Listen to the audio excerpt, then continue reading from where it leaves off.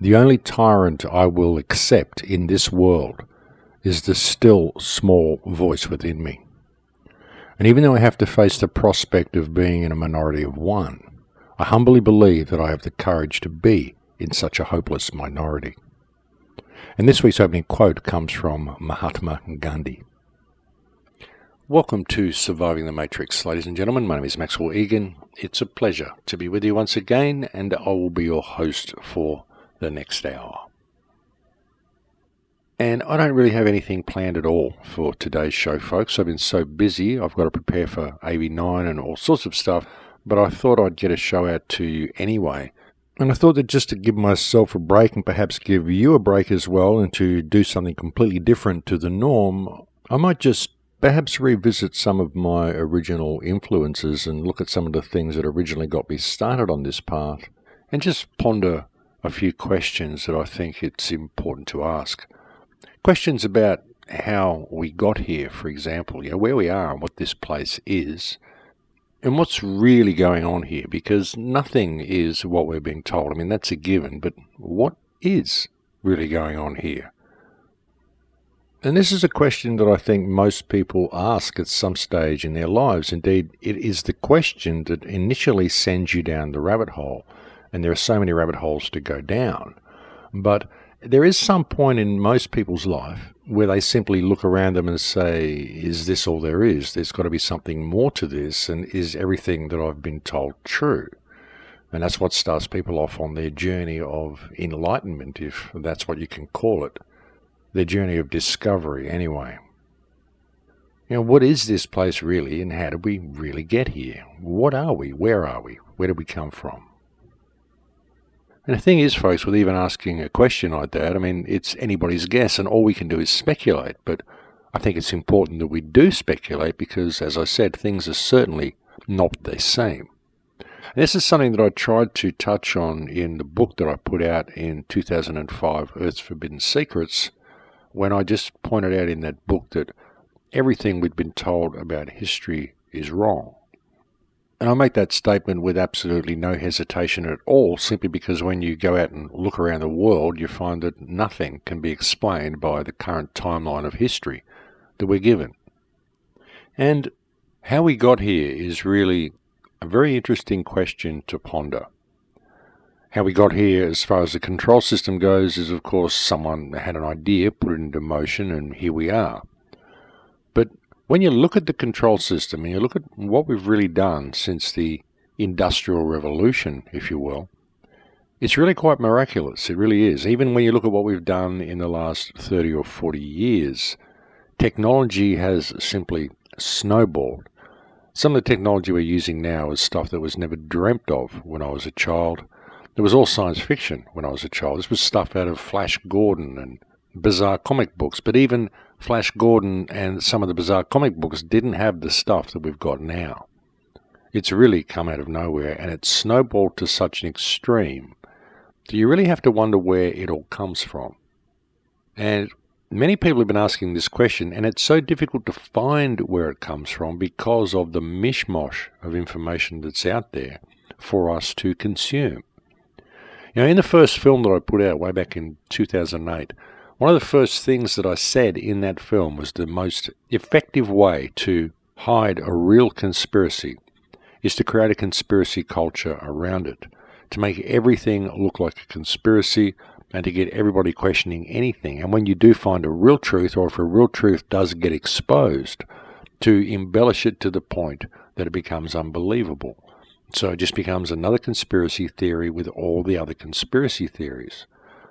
And if you get a few people penning these ideas and putting them out there, or here's this ancient document we found, and here's this ancient book that was printed and says all this stuff, and you really don't know. All you know is that what people have said it is. They've said what that document is. They've said when that book was printed, but we don't really know. It could have just been put out there with a date on it. We just don't know. We don't know what's been done to lead us astray and how many red herrings have been created and how effective the mechanism has been in creating these red herrings. Although looking at the conspiracy culture today, I'd say it's been a pretty effective method they've used. But the point is, what I'm saying here is you can't really date a lot of the information that we believe we can date, because all that really can be confirmed is that which exists within living memory.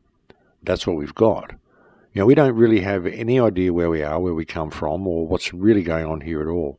And when you look at the growth of technology in the last 100 years, it really is quite amazing that we've managed to achieve what we've achieved, which again begs the question, where did it all come from?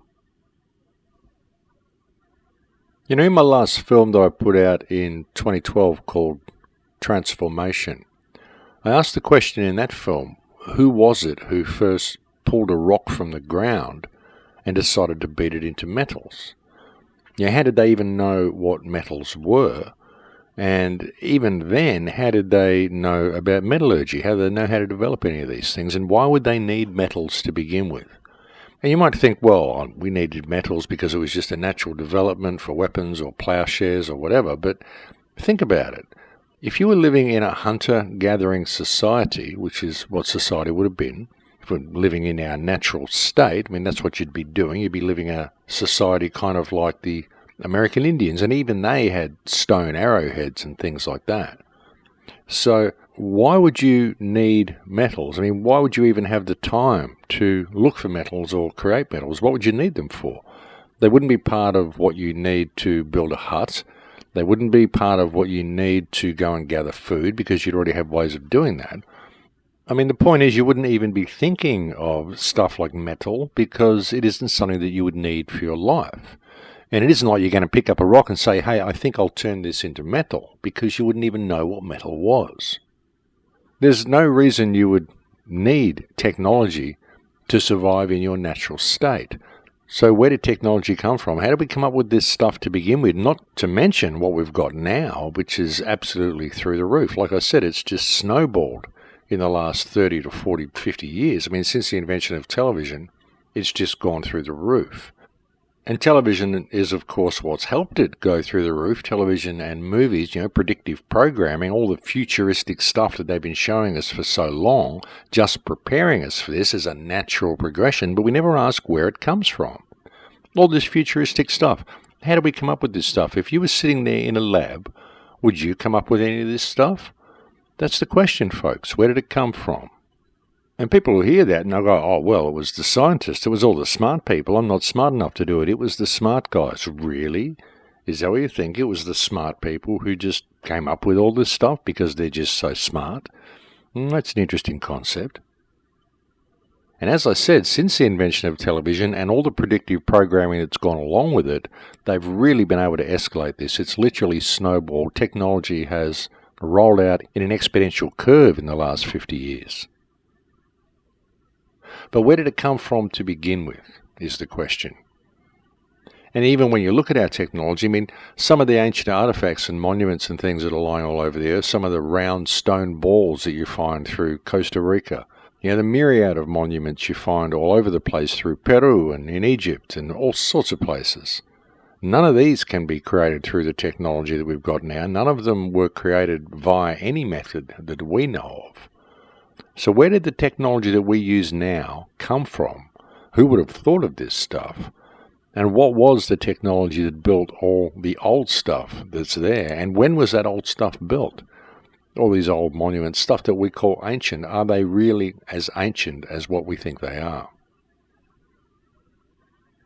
See, it's so difficult to get any real handle on history because there's been so much effort undertaken to destroy history. And really, that's what we're seeing now in the Middle East. Why do you think they wage all these wars in the Middle East? It's because it's the cradle of civilization. And they're just destroying history all over the Middle East. They're destroying all the ancient artifacts they can, all the ancient cities they can, all the ancient structures that they can. Because the stuff that's there in the Middle East that they're bombing in Syria, places like Aleppo and Palmyra, these are far older than the places that you find in Europe. Remember when they went into Iraq, one of the first things that the Allies did when they went into Iraq in the Gulf War was they looted the Baghdad Museum. And a lot of the artifacts from the Baghdad Museum were actually found scattered around the side of the road in certain back areas in the United States. All smashed to pieces, of course, but I remember some of these things even made the news, the fact that they were found. So they went in there specifically to destroy the history, to locate all the ancient artifacts that indicated there was any history, and just take them and destroy them. Many of these things were priceless, and they didn't even sell them. They didn't sell them on the black market or anything. They just took them to destroy them. So there's an effort undertaken by modern governments and modern academia to destroy and hide history. There were shiploads of artifacts taken out to sea and dropped off the coast of the United States by certain academic institutions because they told a different story to history. So it's been an ongoing effort ever since the invention of government. And it isn't just modern governments that have done this, it's been an ongoing thing as far back as we can find. The question is why? Over the ages, there's been so many groups that have destroyed so much stuff. I mean, the burning of the Alexandrian Library, for example, which was burnt by one or two, possibly even three groups of people, burnt by the Christians, burnt by the Arabs, burnt by anybody who wanted to burn it. The scrolls in the Alexandrian Library powered the baths. They heated the baths in the Temple of Alexandria for 18 months. That's how many scrolls there were, papyrus scrolls they simply burnt to heat the baths. You look at ancient Egyptian civilization, it seems to have sprung full-blown into being right from day one. That all seems perfectly normal. Look at Chinese civilization. That's always been an incredibly advanced civilization and always very hidden, and we don't know anything about where that came from because many Chinese emperors took it upon themselves to destroy all the history books that existed before them because they decided they would be the beginning of history and history should start with them and there should be no one before them. So they destroyed all of the ancient scrolls that existed before they were born, before they took rulership, so that history would start there. And I think a couple of emperors actually did that in China. So it's pointless looking there for any information. We may have got something from the Mayans, but the Spanish did a great job of destroying all of their information. We do have one or two codexes left, but people simply can't translate them properly. Of course, there's a rich history to be found in Europe, but God knows what it is, because Europe has been a war zone since recorded history even started. So it's very difficult to know what happened there, because there's been so many cultures come and go, and so many armies march across the land, and so much destroyed across Europe. And of course, as in the case with any good battle, history is written by the winners. So it's just a hopeless exercise trying to put anything coherent together from any artifacts you find lying around Europe. So it's very, very difficult to know anything about ancient history. All we've got is little snippets.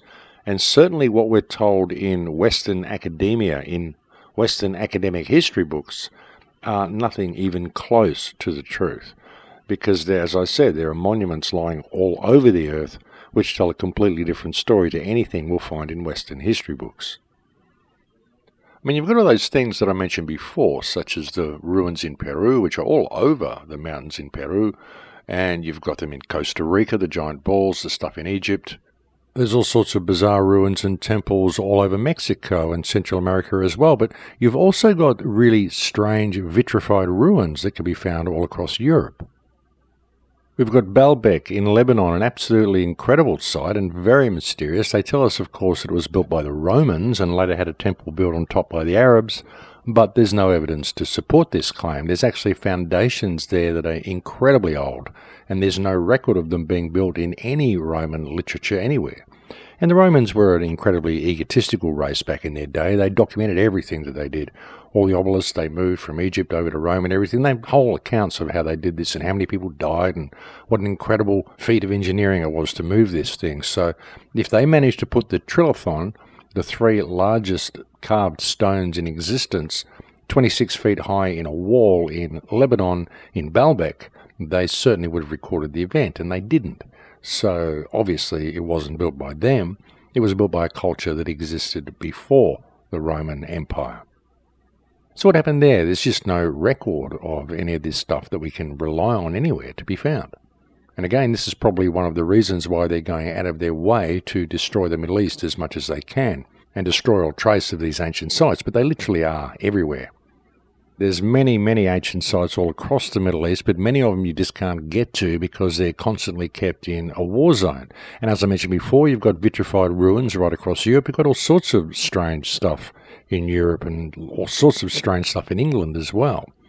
You've got Salisbury Hill. You've got some Very interesting structures around the south of England. You've got Stonehenge, but of course it's hard to take Stonehenge into account and put that where it really belongs, or figure out even where it does belong, because Stonehenge was rebuilt in the 1940s or 1950s. A lot of people don't know that. But Stonehenge was actually moved and rebuilt, and all the stones were put up, and it wasn't anything like what it is now in as recently as the 1930s. I think it was the 1940s and the 1950s. There was a historical society that decided it would be a good tourist attraction if they rebuilt it. So you can't really tell from that. But there are vitrified fortresses to be found in Scotland. And there's also the mud flood that I've mentioned recently. Now, this is a new finding for me, which has really caused me to question the timeline. Because if there's been a mud flood go across Europe as recently as 500 years ago, and nobody knows about it, well, what was civilization like before that, as recently as 500 years ago? And as I said, there's been remnants of this flood found in Russia, found in Holland, where I'm staying at the moment, found in Italy, found in Spain, found in France. So this is like 12 feet of mud that appears to have gone right across Europe and buried an entire floor of many cities. And they just simply moved the roads and moved everything up another level and rebuilt everything and didn't tell anyone it had happened. Well, I guess everyone that lived at the time noticed, I would say so, but it doesn't seem to have made their history books, and that's something very interesting as well. And if that mud flood happened as recently as 500 years ago, then you've got to question, when did the Great Flood happen? The flood that everybody talks about, the flood of Noah. And this flood did happen because it exists in all cultures. It's in all mythologies from all cultures. I mean, even the American Indians talk about the Great Flood. So we know it happened. The question is, when did it happen? How long ago did Atlantis sink? How long ago did Lemuria sink beneath the waves? What is the timeline? Because it really doesn't seem to be anything like what we're told it is, and it really does seem that it's out by at least 1,000 years. They've just inserted 1,000 years in there and told us certain things are 2,000 years old when they're only really 1,000 years old, or possibly even less. And if this is the case, well, again, the question is why? What's the point of hiding history? What purpose does it serve, really? And these may seem like esoteric ramblings. I mean, you might ask the question, what's the point? Who cares what history is? We're here now, let's just do the best with what we've got, and that's all very well. But, I mean, if you can't think of any really valid reason for them to hide history, well, then you have to ask the question, well, then why did they go to so much trouble to do so? There must be a reason for it, that's the thing. And that fact alone makes it important to ask the question.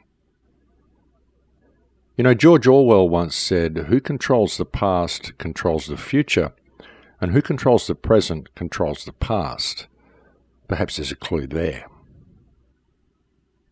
You know, I've often asked the question, why is the Earth being strip-mined? This is something that I said in the film that I put out, The Awakening. Why is the Earth being strip-mined? What are we doing with all this stuff that we pull out of the Earth? I mean, all the minerals and resources and stuff that we pull out, huge mines that we've got, pulling enormous amounts of resources out. And we look at our cities, we say, well, look at the cities, they're full of people, all this bustling stuff, and that's why we need all the resources. But go and look on the ground in the city. I mean, where you live, it's not really using all of these resources. It just looks busy on the surface. But all of this stuff isn't really going on. We don't have these huge industrial things going on with all this turnover of stuff happening in our cities and all this stuff being consumed at this enormous rate. We just don't have it. Not when we look at what the resources are that we're pulling out of the earth anyway. I mean, sure, we've got to throw away society. We're always throwing away blenders and toasters and whatever, you know, all sorts of electrical appliances that break all the time. But when you look at the stuff we're pulling out in some of these huge mining operations, you simply have to wonder where it's going.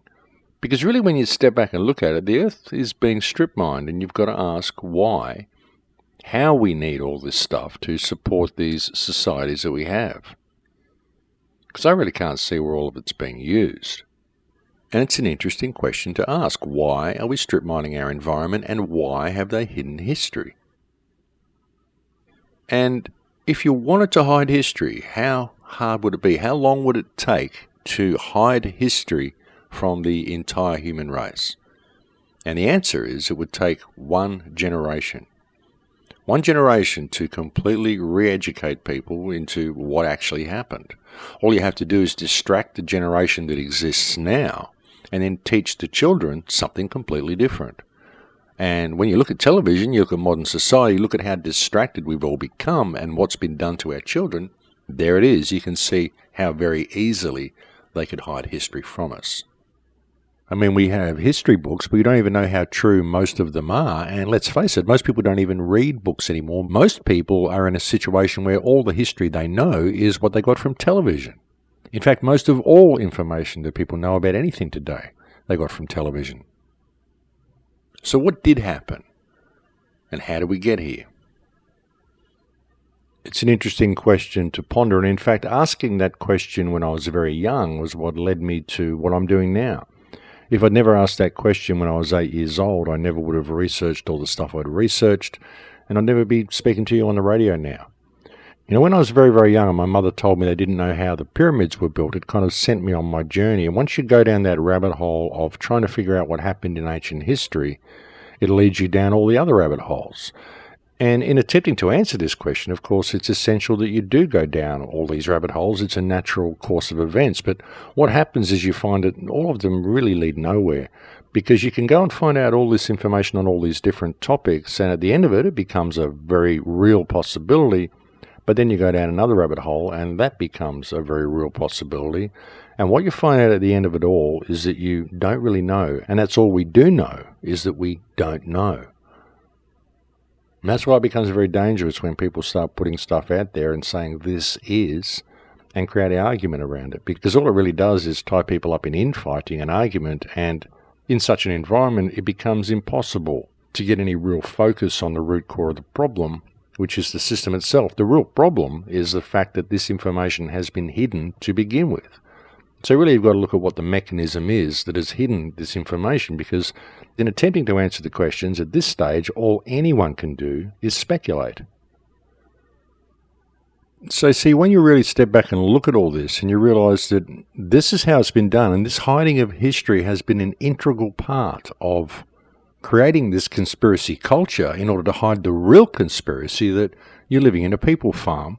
Whatever form it takes, we don't know, but you're living in a people farm that is managed via a system of debt slavery, whereby all the inhabitants are forced to strip mine the earth around them in order to collect the paper they need to pay to be alive. And most people know something's terribly wrong. I mean, that's why they go down the rabbit hole to begin with, but they never really look at the system that holds it all together, which is the money system.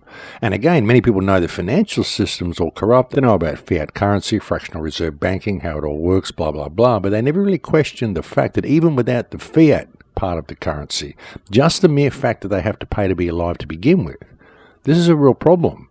This is what creates the whole mechanism to begin with. It's the catalyst, it's the glue that holds the whole thing together. And money is something that people simply take for granted, just the fact that it's there. They'd be happy if it wasn't a fiat system, but they still believe that they need money. And once it's imposed in people's thinking, it's very, very difficult to get it out of their thinking. And it may be kind of weird for people to look at things this way and to consider the fact that you're living in a people farm, but you know, whatever you want to call it, however you want to look at it, when you look at what it is, when you step back and look at the whole thing, that's what it is. It's a people farm. And we're pulling the place apart in order to support this farm that we're in. And it doesn't really make sense. None of the stuff we're doing makes any sense. And really, this hiding of history has helped create this situation. As I said, you wouldn't have this conspiracy culture now if it wasn't so difficult to find out what's going on. You know, and you can't really make it really difficult, this difficult to find out what's going on, as difficult as what it is, without hiding history. And that's what they've done. And all you've got to really do is go and travel around the world and look at stuff to see the truth of this. I mean, nothing is what they tell us it is. None of it makes sense. Nothing that they tell us makes sense. None of the timelines make sense. And even some of the stuff that I was talking about before with the Romans and Baalbek and all this sort of stuff, I mean, who says the timeline that we're given for any of this stuff is correct anyway? I mean, we know these Roman civilizations existed. We know these past civilizations were there. But when were they there is the question. Was it all really as long ago as what we think it was? And again, that may seem like a very strange question to ask, but I don't know, folks. I mean, everything we've been told is a lie, so you have to question this as well. You know, and the fact that it's so difficult to really discover too much about the Earth is what has promoted the concept of things such as the Flat Earth Society, the Flat Earth Movement, which has done so much damage to the resistance. It really has. Just the distrust and the divide and conquer and the insults and all the stuff that goes with it. I mean, you can research whatever you want, but you don't have to insult others while you do it. But even when looking at it, you can't blame the flat earthers for what they do. You really can't, because there's so much wrong with the model that we're given. I mean, it doesn't mean it's flat, but there's certainly a lot wrong with what we're told is going on here. So you can understand where they've got the fuel for the fire that they're burning at the moment. And that's why the flat earthers and the globe earthers have got to put down all this fighting with each other and realise that they're both being played and they both have a common enemy, which is the one that created the mystery to begin with. And really, it's the perfect divisive mechanism. It is, because like 20 years ago, I looked into models of the Earth. I looked into the flat Earth, into the round Earth, into the hollow Earth, into the concave Earth, into every type of Earth you could think of. And what I concluded back then is that there is absolutely no model at all that's offered to us that actually explains every question and answers every question. There isn't. I mean, even with the heliocentric model that we're given, it doesn't answer all the questions. A flat model doesn't answer all the questions. None of the models answer all the questions. So it's the perfect divide and conquer mechanism. It's the perfect divisive tool to interject into the resistance right at a crucial time when they're rolling out this whole 5G grid, which is what they've done. So it's really been quite a clever play, but even this play would never have been possible were it not for the fact that they've been able to hide history from us. So we don't really know what's going on at all, which makes it possible for anybody to speculate anything. And if they can get other people to believe it or buy into it, there you go. Divide and conquer, it's the perfect tool, and we do it to ourselves by locking ourselves into a belief system based on second-hand information that we haven't experienced ourselves, and the truth of the matter is that we just don't know. And you can go down as many rabbit holes as you want, folks. You seriously can. I mean, I've gone down rabbit holes for the last 40 years, but what happens when you come out of the other end is you realise that none of them really lead anywhere, and all you've got is all these different ideas of what is possibly going on, what could be happening. But ultimately, you just don't really know, and it gets to the point that you realise that all of these rabbit holes are there, and all of these questions exist to begin with simply because we're not free. So let's establish freedom, because once we do that, all the doorways will be open. Then we won't have to speculate about what's going on. We'll actually know. Well, at least we'll have a better idea anyway. But as I often say, folks, belief is the enemy of knowledge.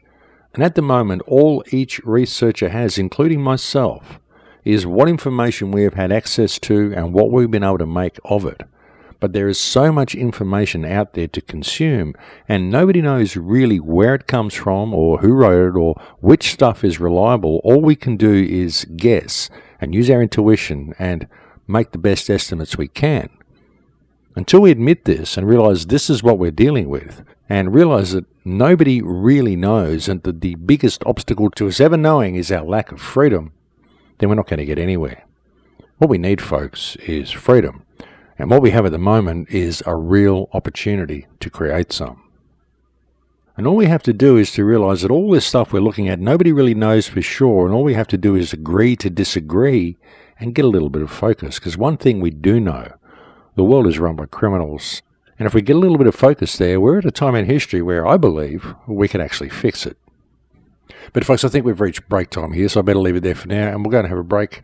Thank you for joining me on the air today. It's always a pleasure to have your company, and I'll speak to you again in a few minutes. Don't go away. And welcome back, ladies and gentlemen. So yeah, it's interesting trying to figure out where we came from. Of course, there's two popular schools of thought on where we come from. There are others, but there's the two most popular, which of course is evolution or creationism.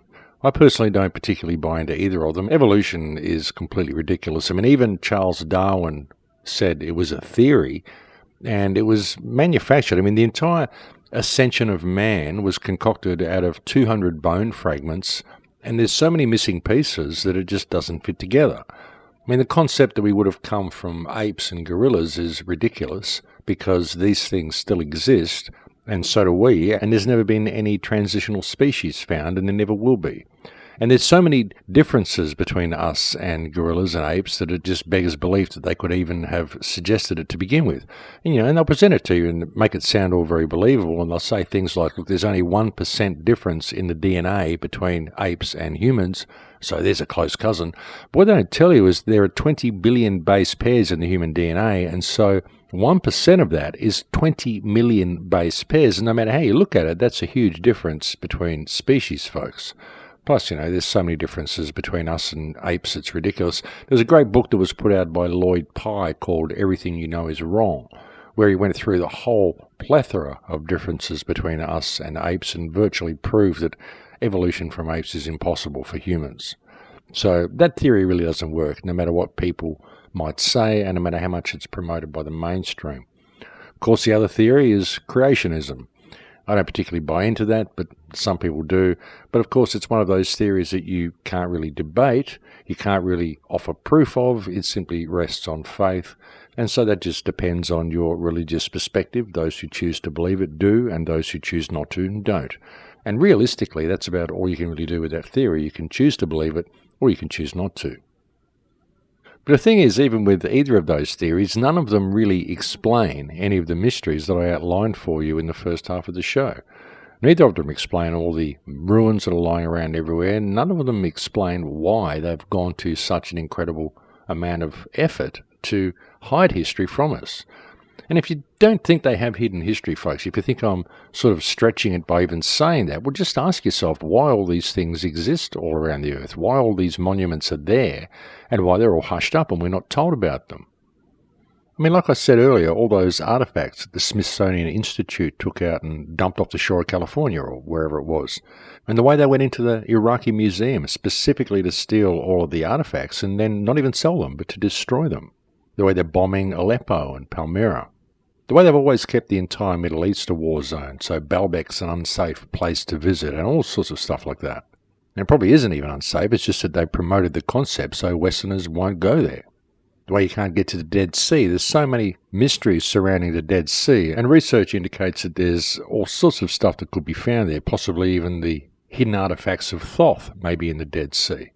So they've made sure that we can't get to any of these places, folks, and they cover up virtually anything that doesn't fit with the mainstream story. So if you've got to do that, and really, when you look at it, if there's one artifact out of place, then the mainstream story isn't right. And there isn't just one artifact out of place. There's quite literally hundreds of them. So something's definitely not right. And if you've got to remove the artifacts from the story to make the story fit, then I would suggest the story is wrong. I mean, that's a given. But that's the two main scenarios that we have. That's the two main schools of thought. The problem is that neither of them really work. And neither of them really go a long way to explaining much where the technology came from, nor really to explain the direction the technology is taking us. Of course, the religionists may argue that point and say, oh no, this is all outlined in the Bible and this is the devil's system and rah-rah-rah. But I don't know, it doesn't explain the strip mining, it doesn't explain so many of the things that we see around us. And unfortunately what I find with a lot of religious beliefs is that it causes people to sit back and just simply allow things to be destroyed around them by believing that they really can't do anything about it. And I don't think such is the case at all. I think that the world is run by people and that we are all people and that we all have the ability to make change if we would simply motivate ourselves into action and call this system out for what it is. I think it would be very easy if we were to do that. So I have a little bit of trouble with that religious mindset that a lot of people get into. I mean, I think it's all very well to have faith and to believe in your God or your Saviour or whatever you want to believe in, but stand up for yourselves and take responsibility for yourselves at the same time. I mean, even if you want to believe in Christ, I mean, Jesus Christ was an activist. If he wasn't an activist, then you wouldn't know about him. And even he got angry and he went and overturned the tables of the money changers and he whipped the bankers out of the temple. I mean, he got annoyed with things and he took matters into his hands when he needed to. And if you're going to follow his teachings, I would suggest that that's what he wanted you to do as well. And that's what he suggested that you could do. And unfortunately, people simply aren't doing it. They're waiting for him to come back and do it for them, which is another example of the nanny state, only this one comes from heaven. I don't really see that that's the way out of these things. I think that people should stand up for themselves and really take a look at what's going on around here. Another interesting scenario that I came across a few years ago was the concept that the Earth had been invaded by someone from somewhere else. You could call it aliens, you could call it people from another dimension. The flat earthers will say it's people from beyond the ice wall, whatever, whoever it is. But there's a book that I came across years ago called The Allies of Humanity. And I read this, and it was quite interesting. I thought that's an interesting scenario that this person has put out there, because he was suggesting that resource explorers are strip mining the Earth, and we don't really realise that we're doing it. When I first saw it, I thought, this is just another guy making money out of the whole ET agenda. Then I found out that he'd put the book out for free, because what I'd found online was like a preview of it, like a synopsis. And I sort of did a little bit of research, and I found this free book. I thought, well, that's interesting. He's put the book out for free, so obviously he's not doing it for money. He's doing it because he wants people to get the information. So that sort of perked my interest a little bit more. So I actually took this free book and I narrated each chapter of it, and I released a couple of videos with my voice narrating it because it seemed like a reasonable scenario to consider at the time. And I put it up on YouTube because I just wanted to gauge what the public response would be to this. I thought, this is an interesting scenario. I wonder if this is going to resonate with people and if other people think that this might be a possibility. So I just put it out there to see. And this was years ago. This must have been 2006 or 2007 or something like that. It was before I had the radio show, before I'd released any films. And like I said, I just put it up there just to see whether this would resonate with other people the way it had with me, because that's kind of where my research had been going at the time. I mean, of course, once you start looking down any rabbit hole, of course you end up going down the ET rabbit hole. It's just part of the adventure. So that's where my mind was at the time, and then I came across this book and thought, this kind of explains a few things. I wonder how people feel about it. And it got quite a lot of views, and I actually heard from the guy who wrote the book, and he sent me his entire book collection. He said, thank you very much for narrating that for me. It's caused a lot of attention to my stuff, and he sent me his entire book collection. But then what happened was the religionists got hold of the guy, and they said he was the second coming, and this was a new message channeled from God, and it all became muddied up by religion, and no one listened to the message, and so not wanting to be one caught up in some new type of religious movement, I deleted the videos. But I thought it was quite an interesting scenario. Is it true? I have no idea whether it's true. But it was certainly something interesting to consider. You know, if there was a race that had come here that was mining the Earth and we didn't know about it, and was controlling our governments and we didn't know about it, it would certainly go a long way to explaining a lot of things. But of course, it's very difficult to find out any information that might confirm anything like this because all the information is hidden. You know, it's said that there's still a lot of old books and old scrolls and a lot of stuff hidden in the Vatican Library. Perhaps some of the information that we seek is there, but it's very difficult to get to because the people that control the Vatican, of course, won't let you in. But that could be another source of good information where we could actually find out what's really going on here. And of course you've got a whole group of people, such as David Icke even, will tell you that the whole place is run by reptiles. And of course that sounds completely preposterous to people, and then you start looking through all the ancient texts, and you start looking through all the cave drawings and all the stuff that you hear from the Native Americans and all this sort of stuff, and they all talk about reptiles and their snake brothers. You also hear it from the Australian Aboriginals. But again, you've got to wonder how much of it has simply been put there. How much of them are real and how many have been concocted. That's the thing. You just don't know. And getting back to the concept that the Earth has been invaded and is being strip mining, you could even ask yourself whether the Flat Earth movement was introduced right at the time they are finishing their mining operations to make people believe that space doesn't exist and that aliens are impossible. And the thing is, you can prove just about all of it to be true, but that doesn't make any of it so. And you see how easy that was to just construct a believable scenario. And some people may say, oh no, that's not believable. But well, you know, if you're a conspiracy theorist, then maybe it is believable. That's the thing, folks. You just don't know. See, any scenario could be true. And the thing is, folks, that if you really get out there and you start looking at all the information and you start gathering information and you start preparing yourself some type of a presentation or whatever, you can prove anything you want to prove. That's the thing. Like I said, you can prove that it's all about flat Earth, or you can prove that it's all about globe Earth. You can prove the Earth has been invaded. You can prove that the flat Earth was introduced to cover up the fact that the Earth is invaded. And you can prove all of those things, plus you can prove a whole bunch of other things as well. You can prove that there's reptiles living under the ground and controlling everything from under the Earth. You can prove that it's all run by the Jews. You can prove that it's all run by the Jesuits. You can prove that it's all run by the Freemasons. You can prove that it's all hologram. But the thing is, you can only prove any of it up to a certain point. But you can prove it enough to make it believable and to get other people to believe it. And you can only do that because they've hidden history, and the fact is that we don't know. And that's why they've done it. And that's why all this information's out there, and that's why you can prove anything you want to prove, because that's what perpetuates the divide and conquer mechanism. So you've really got to step back at it and look at it and say, well, why do all these questions exist? Why don't we know what's going on? We don't know because all of this information is hidden from us. Why? Because the world is run by criminals, and we're not addressing that point. We're not addressing what has caused the cover-up to begin with. And it isn't just because people have hidden things and things are secret and there's secret societies. No, it's because we're not told stuff we need to know, because there is an elite group of people who keep the information from us and we never call it. We go down these little rabbit holes and think that we know it all because we've gone down our rabbit hole when we don't. Because there's about 10 million rabbit holes out there to go down, and all of them will lead you to a slightly different spot. A little bit the same in a lot of ways, but always something slightly different. Just enough to keep you all arguing amongst each other, which is exactly why it's been done.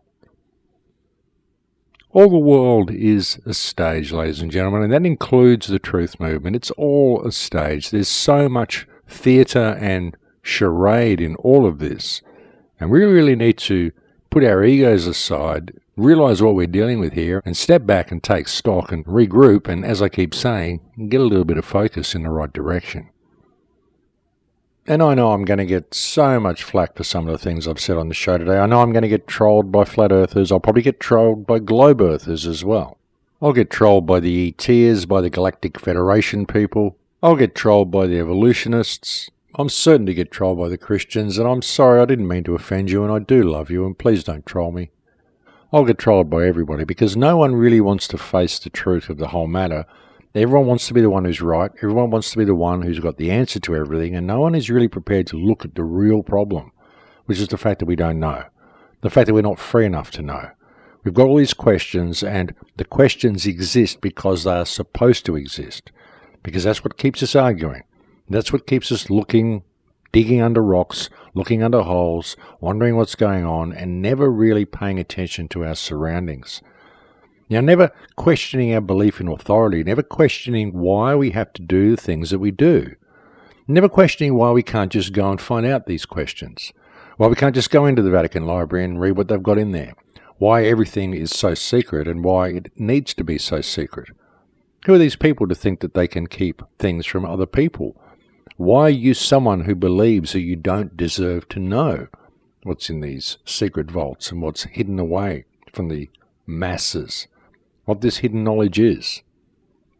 Why should there be a special group of people who hold all the keys to the information and sequester and hide that information away from everybody else? Why would we allow this? And we allow it because of this misplaced belief in authority. We allow it because we believe that people can write down on pieces of paper and create rules that govern our lives, and that they can hide stuff from us and not tell us what we need to know. And I think where we come from and who we are and where we are important issues. They are things we need to know.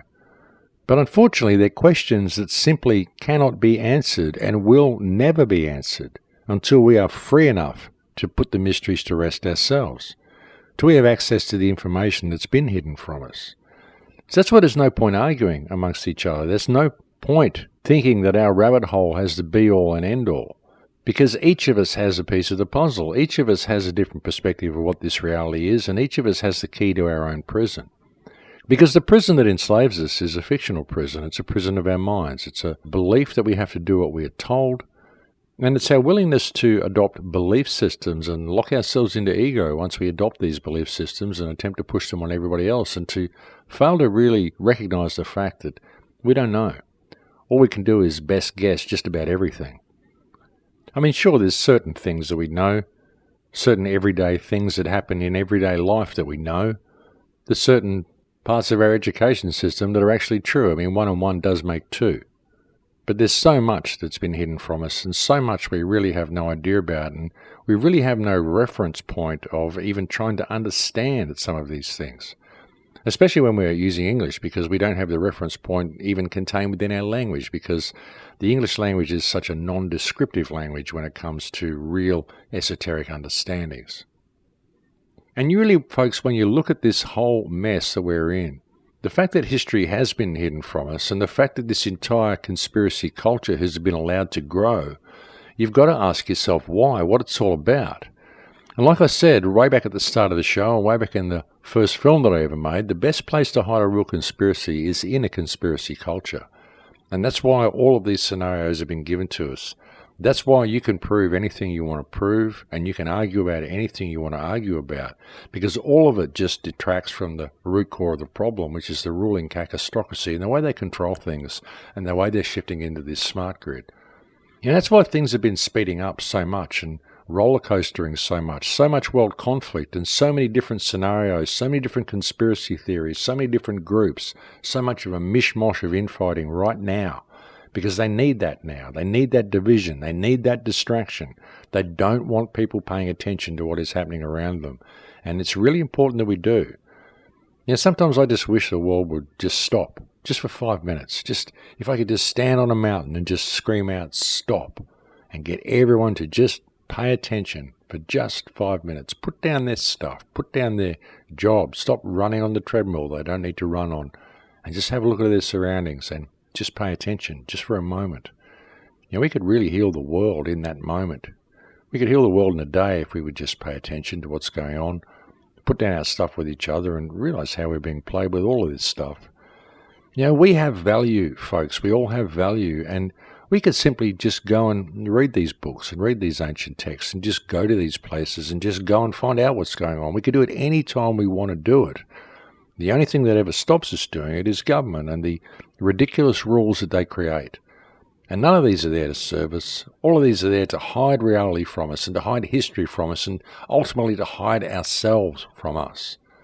And we need to realize this. You know, we are at a crucial time here, folks. And the reason I've brought you all this stuff on the show today is because I just want people to stop fighting. I just want to see the truth movement become some sort of unified wave the way it was. And maybe it never really was, but it was building to that. It was building to that 3 or 4 years ago, and then came all the division. And this division has been the greatest gift the system has ever had. It's created so much infighting, and it's allowed the smart grid to come rolling out without people really noticing what's going on. And this is just a plea for people to realize how they're being played and realize that whatever it is you're out there claiming to be truth, ultimately you don't know. And you don't know because we've never had the freedom to know, and we're at a time now where we could gain that freedom. And if we don't, then we're going to be heading into a point where we're not even going to be able to research this stuff because we won't be allowed to. The internet will be too close, and we will have missed the opportunity that is being handed to us right now, I believe, on a silver platter. So let's get some focus, ladies and gentlemen. We've got so many tools available to us now. We've got so much information available to us now. The doctor that came out recently and spoke about chemtrail cough on camera, with Rachel Renstra got on camera. And I've seen people putting out there saying, oh, we don't know who this doctor is, rah, rah. It doesn't matter who the doctor is, folks. It's a medical doctor who is saying, yes, chemtrail cough exists. So all the millions of people out there who don't believe they're spraying the skies, maybe they'll believe it when they see it coming from a medical doctor. So use the tools that you've got and share it with people who are in cognitive dissonance, and maybe you'll make a difference. You know, don't criticize everything and don't think everybody is your enemy. We're all in this together, and we can make a difference if we can band together and get a little bit of focus. And that's all this show's been, folks. It's just been an attempt to get people to put their stuff down with each other and deal with this situation while we still have the chance to do it. But folks, I think we're getting very close to the end of this show here now.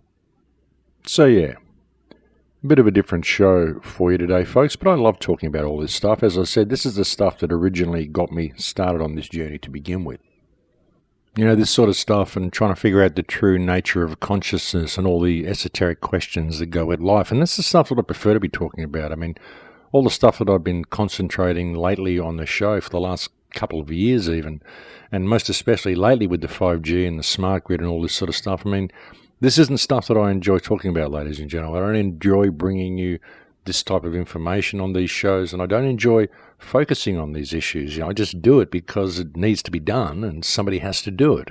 And frankly, there just aren't enough people looking at it. There aren't enough people looking at the underlying control mechanism that is really going to be taking over our lives very, very soon if we don't pay attention to it. So that's why I've been focusing on that lately, just because it needs to be done. But all these questions regarding ancient history, I really spent a lot of years looking at all of these things, and they're very, very interesting questions to ask, and they're very interesting puzzles. Even to know that they exist is interesting. It really causes you to question where you are and what you think you know. And they're important questions to ask, but like I said, at the end of it all, what you find out is that you just don't know. And the reason you don't know is because we don't have the freedom to actually answer any of it. And I know there's going to be a lot of people that listen to the show and they're going to think, oh, look, Max is trying to distract us. He's trying to tell us not to research all this stuff and to not look down our rabbit holes and not to investigate. And there's going to be people who just didn't listen and construe it all the wrong way and don't really hear what I'm attempting to say with all this. And that's not what I'm saying at all. All I'm saying is that ultimately, when it all comes down to its bare bones, you don't know because you have never had the freedom to truly put whatever it is you're investigating to rest. And that is the simple fact of the matter. All I'm really doing is offering a little bit of friendly advice that I've spent 40 years going down these rabbit holes, and as I've so often said, I can prove to you that any one of the scenarios that I've outlined for you today is true. I can prove it, but that doesn't make any of it true. Because the reason I can prove any of them to be true is because all the information has been put out there to be able to create a believable scenario about anything you choose to believe. And the fact that you can do that is exactly the reason why it's been done, just to confuse the issue. And again, the reason all of these questions exist is due to our lack of freedom. And until we gain that freedom, we're never going to answer anything. All we're going to do is continue to argue with each other and point the finger at each other and say, I know what's going on and you don't, when really none of us do. And we have to be prepared to admit that. And like I said earlier, the globe earthers and the flat earthers and all these groups that are fighting against each other, you're fighting against a common foe. Put all this animosity between each other down. You can't prove any model without having a whole bunch of questions that need answering anyway. So forget it. Because right now, the human race is in a state of very clear and very present danger. And if this system is allowed to continue, if the whole 5G smart surveillance grid is allowed to be rolled out, then you're not going to have the freedom to research any of this stuff from that point anyway. Because the internet is going to become so locked down and so censored, and so many people are going to get locked out of it, that it's just going to make the whole thing pointless. So we need to get a little bit of focus with all of this, ladies and gentlemen, we really do. This whole scenario has been constructed just to keep us confused, just the way it has. It's about time we realised how we're being played and focused our collective attention on what has caused the problems to begin with. And this is something that I've been saying right since day one, but it's getting close, folks. It's getting time for us to do this because, as I said, we're in a state of clear and present danger. And if you can't see it around you by now, well, I don't know what's going on. Perhaps you really should get out more and look around. But what these governments are doing is not anything that's going to benefit us at all, and we need to pay attention. But folks, that really is the end of the show for me here. I've completely run out of time, so I'm going to have to leave it there. I'm looking forward to seeing everybody who comes to AB9 next week, and I'm not going to be able to bring you a show next week, I don't think. I will try to get one pre-recorded for you, but I don't know whether I'm going to be able to because I have to go to England and speak in the Midlands at AB9 next Friday evening.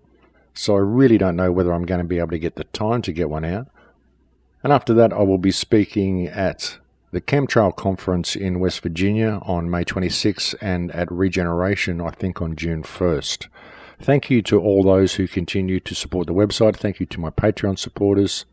Again, I cannot do any of this without the support that I get on Patreon, so I cannot thank my Patreon supporters enough. And again, if anyone can make a one-time contribution, I could really use a substantial input of funds at the moment.